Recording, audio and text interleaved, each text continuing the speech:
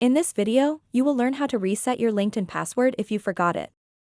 Sometimes, it can be hard to remember passwords, especially if you have many accounts.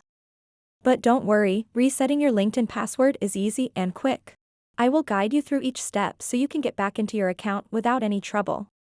To get started, open up the LinkedIn mobile app. Once you're in the app, tap on Sign In to begin the process. Here, you'll see options to sign in using Apple or Google. If your account was created using one of these methods, simply select that option. But what if you didn't create your account this way? No problem, just tap where it says Forgot Password.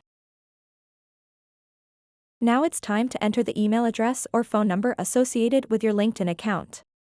Make sure it's accurate so that you can receive your verification code. After entering your information, tap Next.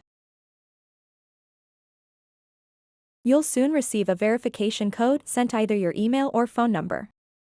Once you've received that 6-digit verification code, enter it into the provided text box. After typing in your code, tap on Submit. If everything checks out, you'll be directed to a new screen where you can set up your new password. In the first text field, type in your desired new password. Then retype that same password in the second text field. This ensures there are no typos.